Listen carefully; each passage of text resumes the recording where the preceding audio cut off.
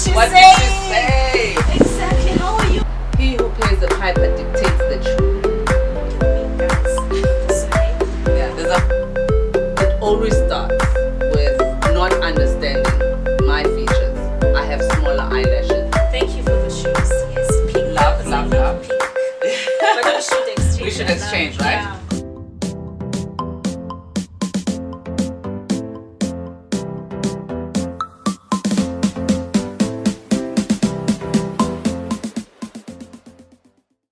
Hi, my fellow people. Welcome back to Incite with Tendai. My name is Tendai Marowa, the founder of the Legacy of True Beauty. Today I've got a lovely lady with me and we're going to unpack about the beauty pageant industry. And for me this is very crucial because I've been in that industry as well. I've had my experiences, but I feel it's so important to talk about the authenticity of beauty. What does it really mean being comfortable in your own skin? So today I would like to introduce you Lulu Mthimkhulu. Guys, forgive me guys, mother tongue, I'm not there yet, you know. She is the marketing and communication specialist, and also she is the director of Miss Cosmos South Africa. And today I've got the lovely opportunity to speak to her. But please don't kill me, guys, with the surname. Yeah, there's a whole lot of Clubies right now that are like, oh my gosh. What did she What say? did she say? Exactly. How are you, ma'am? I'm good, thanks. So it's Lulu Mthimkhulu. Mthimkhulu. Yeah. Yes, I need to Means learn big it. tree. Big tree. Huh? Groot boom. How you been? I've been complete. I've been balanced. I've been, yeah, all the right places, all the right things, I suppose. I'm okay.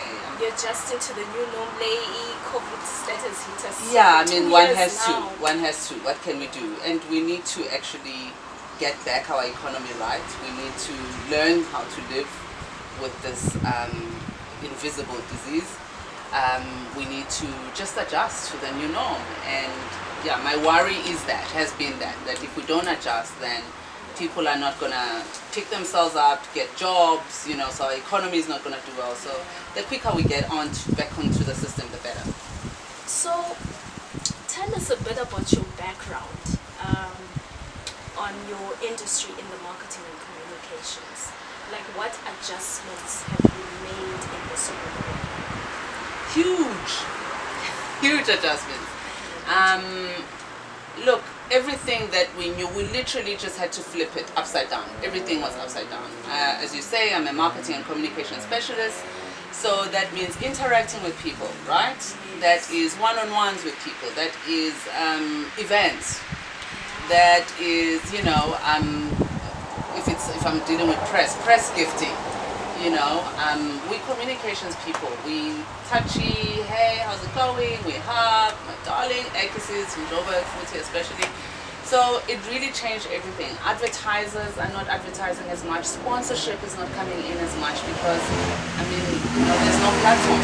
So we had to think outside of the box and pretend there actually wasn't a box to begin with. Yeah. And move everything to digital, which I think we're trying to get right, but it takes a long time for people to adjust to that new normal. Yeah, to make everything virtual. And I've noticed that the South African industry, of South African community actually, hasn't really taken to the virtual events, virtual virtual data, as much as our counterparts in other parts of the world. So that's been difficult. Not that it's not possible, it's taken us a bit of a long time to get there. And yeah, so we've really suffered a bit in my industry because really revenue, sponsorship, it's really been down. But there's always a silver lining. You find things, you find new ways of doing things. You grow from, you know, I mean, there's so many things we've learned, you know. Yeah. That is true. And what are the greatest lessons that you've learned along this journey? Can I be simple? Yeah. I love the fact that we don't have to drive everywhere to meet. We can Not just being Zoom. stuck in traffic. We can just Zoom. You know, we can just Zoom. You see me, I see you. Yeah, type of I vibe. do miss traveling, but I Yeah. also, part of my work as well was traveling a lot, and especially when my kids were younger, I traveled a lot. So now I'm like, oh wow, you know, you didn't have to go that far to go to that conference, so you can still be part of a conference and still be at home with your children. Wearing your PJs. No one will know. No one will know. No one will know. But yeah, it's simple things like that that have changed. But a lot. I mean, it will take us a whole day to unpack everything that has happened now that we're doing that's different. Yeah. Yeah. And being in the beauty industry, because you know you've explored in the beauty industry, which I had to also mention, guys, the beauty industry. This is why we're here. What do Oh you my gosh, think? hold on, your shoes. Shoes. We should exchange. Thank you for the shoes. Yes, pink. Love, 'cause love, I love. Pink.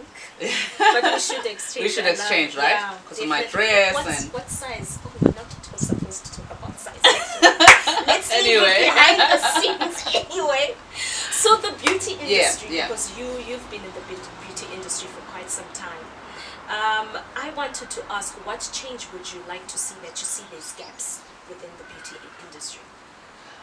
It's the beauty industry on its own is very vast, Yeah.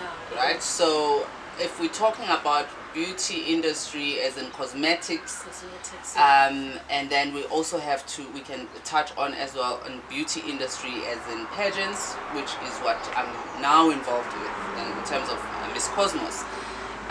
So I will start, and there's changes that are needed on both sides. So I'll start with the cosmetic side. Yeah. In the cosmetic side, I think a lot of work has been really done to show diversity in the product offering, but not enough. And it's not happening fast enough. And I'll say that loudly because it feels like the product always starts with the Caucasian woman in mind. And then it is translated to, can it fit a black woman? What can we add? Should we add? Or let's see if it's a foundation so we can make it darker for a black woman. But it always starts with not understanding my features. I have smaller eyelashes. I don't have to, my mascara doesn't need to have a big brush because then my eyelashes are smaller. So there's a lot that needs to be done, but I'm happy with what I've seen so far, the changes that have happened so far. I worked with big companies in the industry, reputable companies, and I'm very proud to have been part of the team that was really at the forefront of making those changes and making sure that our products really speak to every woman in this world. In cosmetics, sorry, yes, go on. Because I like the way you started, where you said they start off with Caucasian and then they end up with the black woman. Yeah. And it's the same thing with modeling. Yeah. The modeling industry. Right. And I want to ask, in your perspective, why do you think it's like that, where they do the first preference of a Caucasian woman, then black woman last? Why do you think it's like that? Well, to be blunt, it's because the people that have controlled all these industries or whatever, this topic we're talking about, have been Caucasian. The money has come from there. The sponsorships have come from there. Moreover, there have been Caucasian and male. You know, so the big directors that are putting in and signing the checks of these things to happen are male. So the people that are making decisions are male, and they're looking at what type of woman they would like to see. So Caucasian men, you know, they want to see, they understand beauty of a Caucasian woman. So now we are starting to voice our opinions. We have, what's the saying? He who pays the piper dictates the tune. So I think when you've got that muscle, things can happen. But I also think that globally, companies are understanding that the value is not in the currency, in exchange of the currency with your consumer. The association and value might not even need money. Your consumer needs to respect you. Your consumer needs to aspire to. You know, your consumer needs to understand you, so you need to understand the consumer first. You need to know the consumer. That's when you're gonna see the money coming in. It's a process that big companies need to really start understanding more and more. And in boardrooms, there must be those conversations. Now, the marketing and specialist side of me comes in. In boardrooms, that must be conversations that are made for all these brands to say, at some point as a company, we're going to have to invest in gaining the trust of these people. We're going to have to invest money in hiring the right people of color who can help us make decisions in these boardrooms about the products that we are selling to the people we want to attract. And before we see any change, we're going to have to put in some money and some time, and eventually things will start turning and changing. But sometimes, you know, board members want return on investments, excuse me, now. You know, change must be now. So it's quick fixes that never really last. And you can see that, okay, I don't think this ad had anything to do with me as a black woman. I don't think that Pageant actually wants me to participate in this, because how am I going to fit in that criteria? Yeah. And do you think they are playing a part where they're really now helping young girls or women in being comfortable in their own skin? Not really. Because what does it really mean, being comfortable in their own skin? Do people really get it, or it's all about the outer appearance and not really having that balance? I think it's about, sadly, the outer looks and the balance. Oh, Tendai, chuck that away. No one is interested in that. No one, you know, it doesn't make money enough. And I think that is what attracted me to participate and be involved with Miss Cosmos. Yeah. Because to be quite honest, I'd never really looked at pageantry in that way. So I'd been in beauty, specifically in cosmetics, but I'd never really looked at pageantry. And so when I was offered this opportunity and I was told about, you know, what is happening in this industry, I just wanted to get involved. I wanted to find out more, make a change, make a difference. My participation to make a difference, be an advocate about the changes that need to happen in this industry. I'm glad we have the Zozis now and the shooters. I'm glad we have them who are saying, you know what, I don't need that wig, I don't need, this is beauty to me. You know, and they're really changing the industry. I think even Miss Jamaica now, but those are the big pageants. We want to start at grassroots level. Because that's where we need to make changes in the youngsters. That's where we need to start teaching being comfortable in your own skin. That's where it starts. By the time you get to the top pageants there, you know, you don't have the time. You don't have the time. You should have learned it by now, girl. So what is being comfortable in your own skin? Everything is just too materialistic these days. Everything you see is about, you know, everything else that's outside besides what's inside. It's the car, you know, it's the selfie, it's the brands, it's a whole lot of other things. For me, you know, being comfortable is to be able to, if I feel like staying in my pajamas the whole day, I want to stay in my pajamas, and I do that. For me, it's balancing my meanness. It's balancing my mind. It's being awake. It's being it's the awareness, it's knowing my spirituality, how I'm connected to it, and the fact that I am different, and you are different, and we're all different, but that's what makes us beautiful, isn't it? So, and abantu bazothini syndrome, I don't have an issue with that. Like, that's being comfortable with who I am. If I don't want to do this, I don't want to do it. You know, take the path of least resistance every single time. If I don't feel like it, I don't feel like it. And I'm comfortable with not wearing makeup, or comfortable with wearing makeup. Comfortable with, you know, not putting on a wig, or vice versa. I'm happy to be who I am and what I'm doing. And that's important, that's crucial. Taking you back to what you said about the beauty pageants and small pageants, we need to unpack that. Because as an advocate, you saw that there was a gap, and you wanted to be the voice for the change. For me, in my experience being in the industry as well, both small and national and international, there's that gap where the small pageants are not getting enough support in sponsorship, or you're being asked too much, it becomes a business, or they run it as a business. They don't look at developing the woman. Because I feel personally, I don't know, you can tell me your thoughts, the beauty industry is supposed to be a diverse way. We just don't focus on the outer appearance, but we tap into self-development, leadership. We want to see women lead. We need more women to lead the game and change the narrative of the beauty industry. And for me, what advice would you like to give for those people who are running beauty pageants, or those who are starting because they want to see a change? What is your perspective on that? I think it's very key to first identify why exactly you want to start that pageant. Why did you want to start it? You know, list that. Put it in writing. Just look at it and know that, okay, this is my goal. And so when you have that, you are able to then know who can you pull, which people, which brands, which women would resonate with what I want to achieve with these girls. So you have the right people because your objectives are straightforward and they are of fulfilling the purpose and growth of these girls, not anything else. Why it gets confused and now there's no leadership, that is because what were the objectives in the beginning? Was it money making or was it grooming of young women? So we need to weigh those, and I really think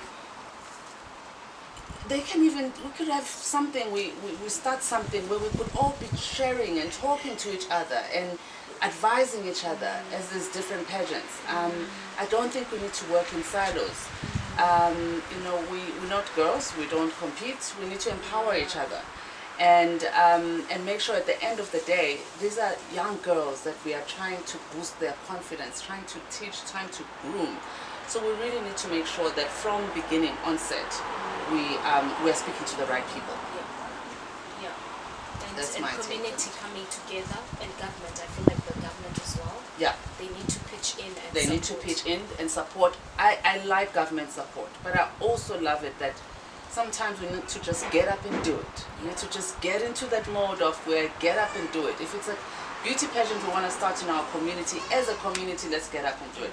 But even more than beauty pageants, on anything, I always say government, yes, needs to be coming and helping us, but sometimes we also just need as society to get up and do things and start things, and not always have that mentality of waiting for someone to come and change my life. I'm waiting for someone to come and change my life. Let me check the time when are they coming.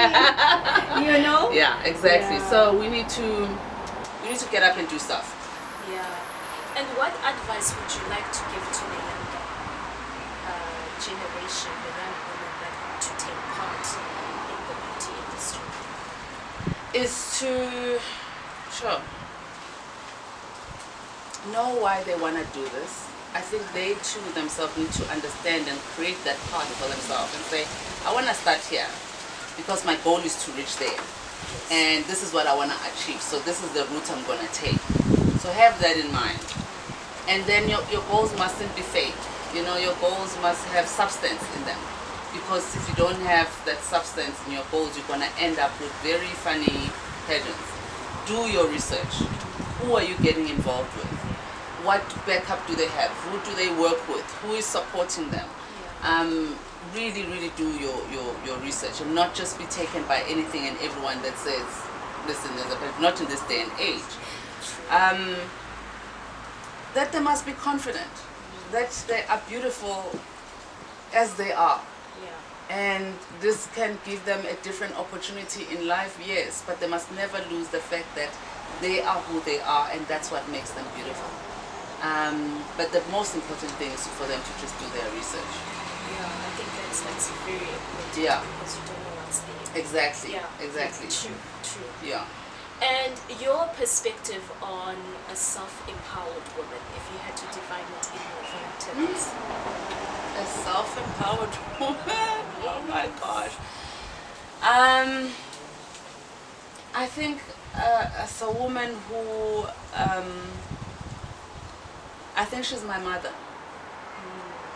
I think she's my mother. A self-empowered woman, I see my mother as that. Strong. loving, confident, willing to share, willing to help others, willing to knows her ground, is not intimidated by a boardroom full of men. Yeah. In fact, she walks in with the brightest of lipsticks because that's what makes it different and unique in that boardroom. Yeah. A woman who is self-loving, who takes care of herself so that she can take care of others. And that is my mother. So, yeah, I think, that is my mother. So if I describe a self-empowered woman, that's definitely her. And it's Women's Month, so we're going to honor your mother. Oh, yes. Oh, yes, definitely. Yeah. And what are your thoughts on leadership and women empowerment? Do you think there's more work that needs to be done?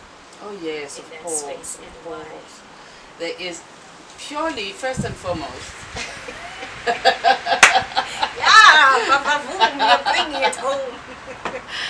Yes. There's more change when there's women leadership. Izinto ziyenzeka, Yes. you know.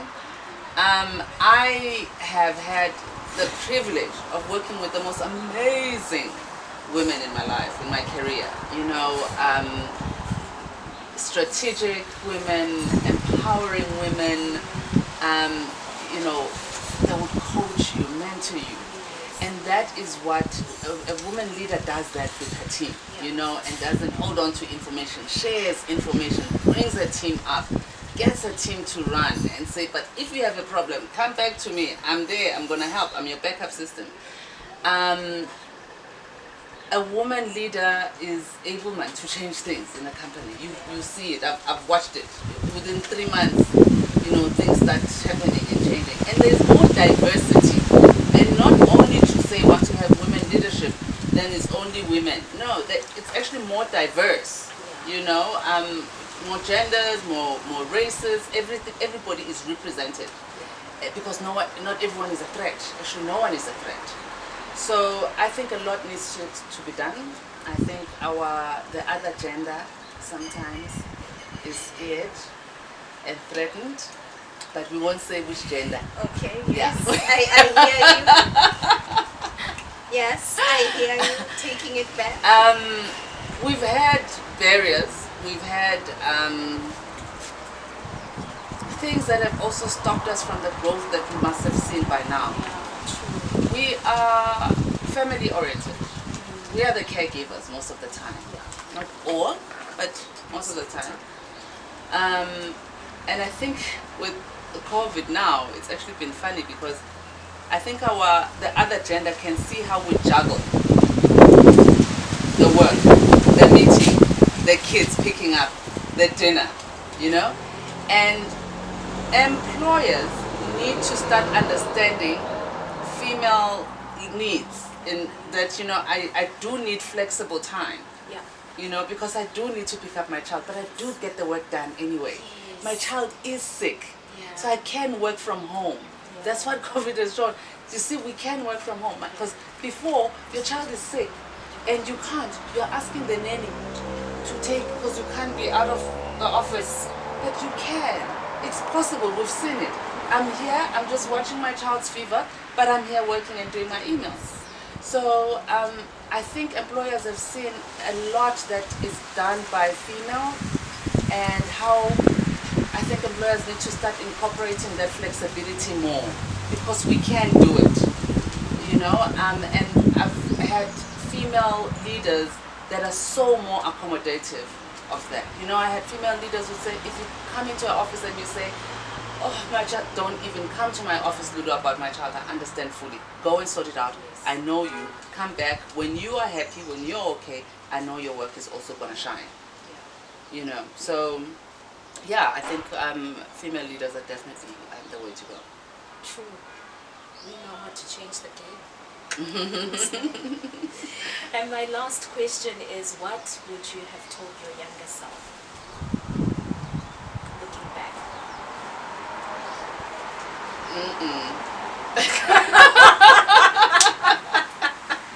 What would you have told us? Like, your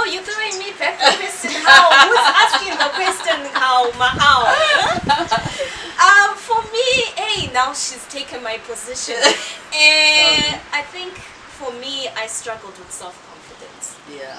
and telling myself you are enough, you're more than enough. Right. Yeah, because I tried to fit in. I was always Yeah. that girl, show off myself. Yeah.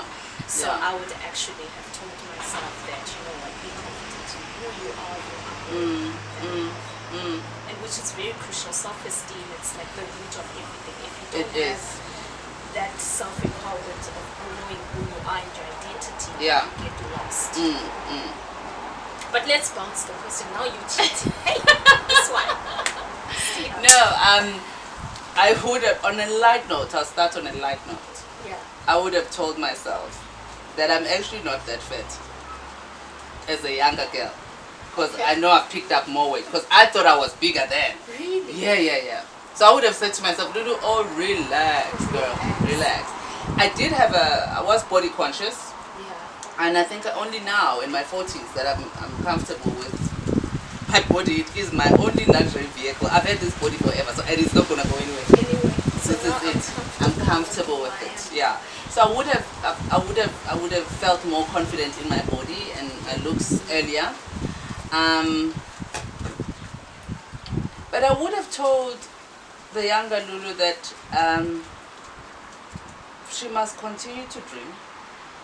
That everything is okay. Yeah. And everything is gonna be okay. Yeah. That there is no limit to anything.